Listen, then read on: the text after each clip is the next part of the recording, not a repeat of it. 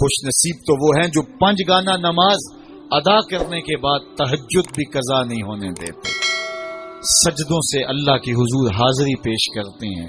سب سے زیادہ بندہ اللہ کے اس وقت قریب ہوتا ہے جب سجدے میں سر رکھا ہوا ہوتا ہے۔ انسان کے اشرف اعضاء اس کے سر میں ہیں، بولنے کی قوت زبان سر میں، دیکھنے کی قوت آنکھیں سر میں، سونگنے کی قوت ناک سر میں، چکھنے کی قوت زبان سر میں، سننے کی قوت کان سر میں، سوچنے کی قوت دماغ سر میں، اور سر مالک کے در پہ۔ ناک بھی رگڑ رہا ہے، پیشانی بھی رگڑ رہا ہے، اور زبان سے کیا کہہ رہا ہے؟ سبحان ربی الاعلی، مالک مجھ سے نیچے کوئی نہیں، تیرے سے بالا کوئی نہیں۔ انسان کو بندگی کا ذوق جب نصیب ہو جاتا ہے، جب اس کے حضور بندہ جھکنے لگ جاتا ہے، تو پھر وہ کسی کے آگے نہیں جھکتا۔ وہ ایک سجدہ جسے تو گراں سمجھتا ہے، 1000 سجدے سے آدمی کو دیتا ہے نجات۔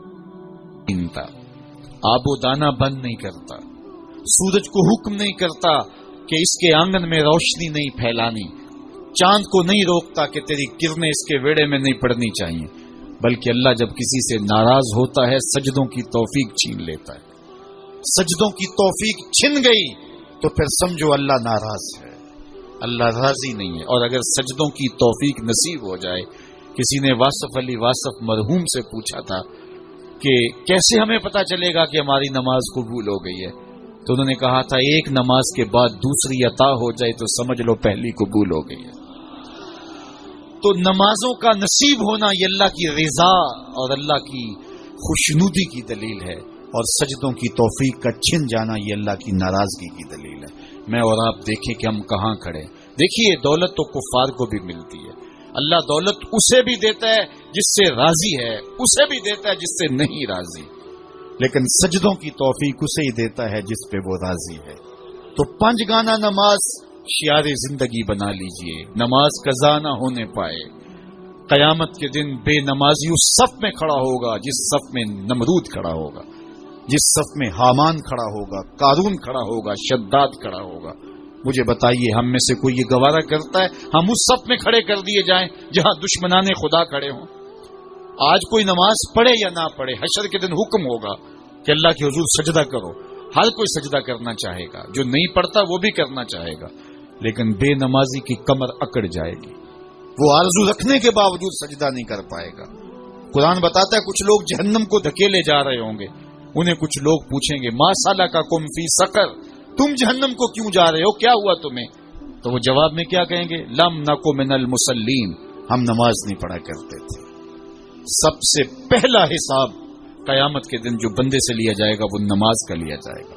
پہلا سوال بندے سے یہ ہوگا۔ یار چڑیاں بھی رب کی تسبیح بولیں اور اشرف المخلوقات سویا رہے، جب صبح کا وقت ہوتا ہے حشرات الارض بھی بلوں سے نکل کے رب کی تقدیس کے ترانے پڑھ رہے ہوتے ہیں، درختوں کی شاخوں پہ چڑیاں پرندے وہ بھی اللہ کی تقدیس کے ترانے پڑھ رہے ہوتے ہیں، حشرات الارض بھی اس کی تقدیس کے گیت گا رہے ہوتے ہیں، اور اشرف المخلوقات خراٹے لے رہا ہو، اس سے بڑی بد نصیبی کیا ہو سکتی ہے؟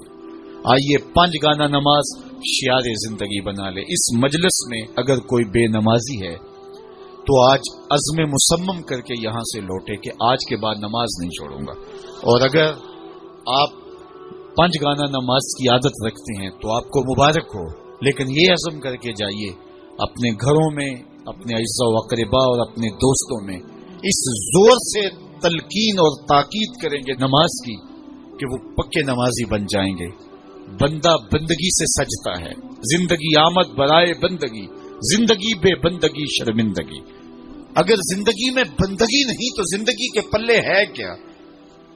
علماء نے لکھا ہے کہ یہ سارے درخت حالت قیام میں ہیں، چوپائے حالت رکوع میں ہیں، مینڈک تشہد میں ہیں، اور حشرات الارض سجدے میں ہیں، اور انسان اشرف المخلوقات ہے۔ اس کی عبادت میں درختوں کا قیام بھی رکھا گیا، اور رکوع بھی رکھے گئے، اور سجدے بھی رکھے گئے، اور قعدے بھی رکھے گئے، اس لیے تاکہ اس کی عبادت تمام مخلوقات کی عبادات کی جامع بن جائے۔ لیکن اس کے باوجود اللہ کے حضور سجدہ ریز ہونا پسند نہ کرے تو بتائیے کیسے رحمتیں اس کے اوپر کریں گی؟